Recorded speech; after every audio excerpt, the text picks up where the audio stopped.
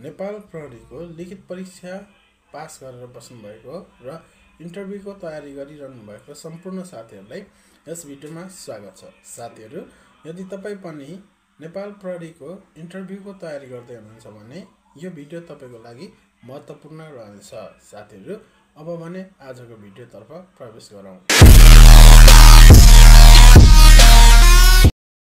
तपाईको परिचय दिनुहोस्। यो प्रश्न नेपाल प्रहरीमा मात्र नभएर जुनसुकै क्षेत्रमा तपाईले जब गर्न जाँदाखेरि इन्टरभ्यूमा सोधिने एउटा प्रमुख प्रश्नको रूपमा रहेको छ। तपाईले यस्ता प्रश्नका जवाफ दिँदाखेरि सर्वप्रथम अभिवादनलाई ध्यानमा राख्दै आफ्नो नामबाट सुरु गर्नुपर्ने हुन्छ।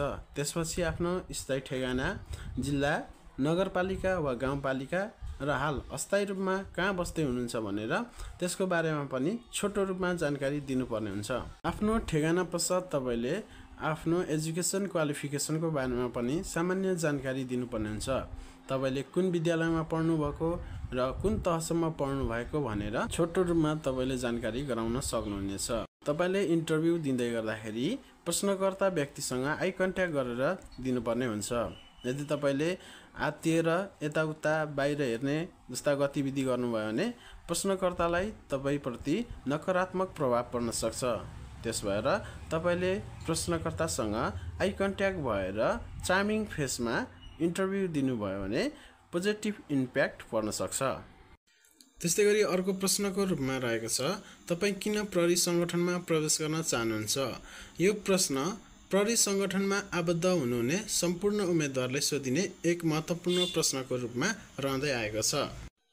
यस प्रश्नको उत्तर दिँदाखेरि तपाईले उत्तर सधैँ सत्य, आत्मविश्वासी र आफ्नो प्रेरणामा आधारित हुनुपर्छ, जसमा व्यक्तिगत कारण, देश सेवा, समाज सेवा, करियर, अवसर, सुशासन जस्ता सम्पूर्ण कुराहरूलाई मिश्रण गरेर भन्दाखेरि उपयुक्त हुन सक्छ।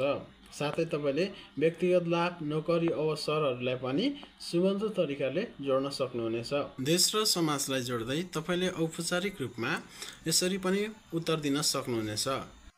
म प्रहरी सङ्गठनमा प्रवेश गर्न चाहनुको प्रमुख कारण भनेको देश र समाजको सेवा गर्ने चाहना हो।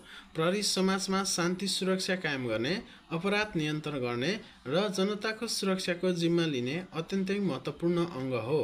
म पनि त्यही जिम्मेवारीमा योगदान गर्न चाहन्छु।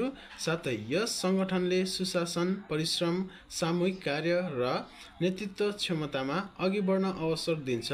मेरो व्यक्तिगत सपना र पेसागत भविष्य दुवै प्रहरी सेवा मार्फत पुरा हुने विश्वास गरेकोले यो सङ्गठन रोजेको हुँ। यसरी तपाईले औपचारिक रूपमा यस प्रश्नको जवाफ दिन सक्नुहुनेछ। त्यसै गरी तेस्रो प्रश्नको रूपमा रहेको छ, तपाईँ प्रहरी सङ्गठनको समूहमा कसरी काम गर्नुहुन्छ? यो प्रश्न पनि प्रहरी सङ्गठनमा प्रवेश गर्न चाहनुहुने साथीहरूलाई इन्टरभ्यूमा सोधिने एक प्रमुख प्रश्नको रूपमा रहँदै आएको छ। तपाईले यस प्रश्नको उत्तर यसरी दिन सक्नुहुन्छ। प्रहरी सङ्गठनमा म अनुशासन पालना गर्दै सहकर्मीसँग सहकार्यमा काम गर्छु। व्यक्तिगत भन्दा संस्थागत हितलाई प्राथमिकता दिन्छु। समस्या आए सबैको विचार सुनि सामूहिक समाधान खोज्छु। आवश्यक पर्दा नेतृत्व गर्छु र आवश्यक पर्दा सहकर्मीलाई सहयोग गर्छु। यसरी तपाईले यस प्रश्नको जवाफ दिन सक्नुहुनेछ। तपाईँ अन्तर्वार्तामा जाँदै गर्दाखेरि आफ्नो पोसाकलाई पनि मध्यनजर गर्दै अन्य सामान्य प्रश्नहरूलाई पनि ध्यान राख्नुहोला। जस्तै तपाईँको नामको अर्थ बताउनुहोस्, तपाईँको ठाउँको अर्थ बताउनुहोस्, तपाईँको ठाउँमा नेपाल प्रहरीले गरेको केही सकारात्मक कार्यको बारेमा छोटो रूपमा जानकारी दिनुहोस्।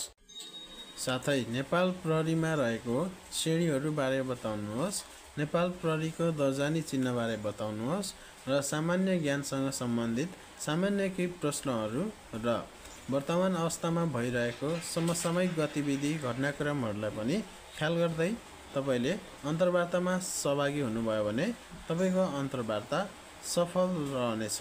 आशा गर्दछु आजको भिडियो तपाईँको लागि फलदायी र सपोर्टिभ रहेको छ। साथीहरू, आगामी दिनमा यस्तै प्रकारको भिडियोहरू पाउनका लागि च्यानललाई सब्सक्राइब गरेर जोडिन भने नभुल्नुहोला।